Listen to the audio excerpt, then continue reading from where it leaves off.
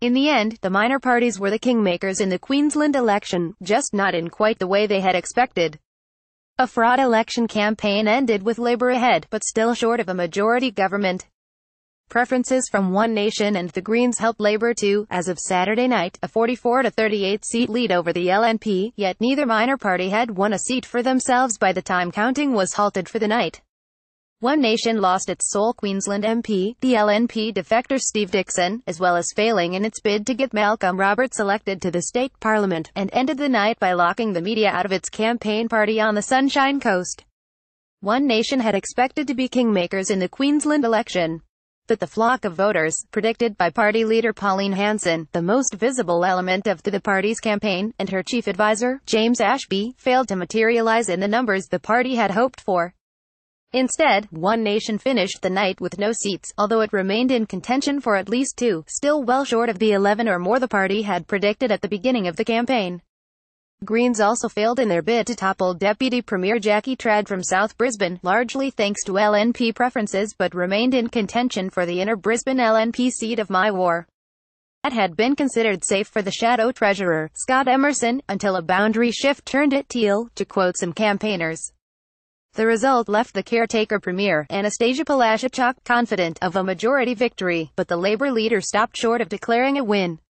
"Tonight we are close to the peak, but we are not quite there, and we will not get there tonight," Palaszczuk said. "But I remain confident we will be able to form a majority Labor government once all the votes are counted." While it was clear Palaszczuk remained in the box seat to form government on Saturday night, there was still a chance that could only come with the help of a minor party, such as the Catters, which on Friday she had ruled out because of its desire to relax gun laws.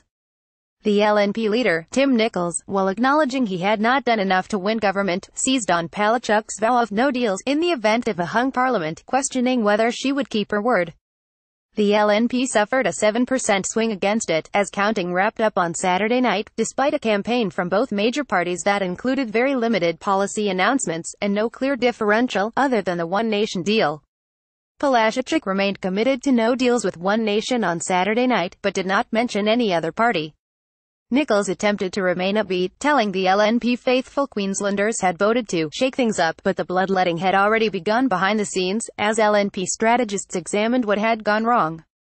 Some of those fingers were pointed at the federal sphere, with blame being directed at dysfunction within the Turnbull government, while others suggested not enough time had passed since the Newman government. As counting finished on Saturday night, a result was not expected to be known for several days or more, with preferences and postal votes expected to decide the dozen or so seats still in contention. In 2015 it took almost 3 weeks for Labor to form government. "It is not the result we wanted, but it is not too bad, considering," a Labor strategist told Guardian Australia. "All things considered, it could have been a lot worse."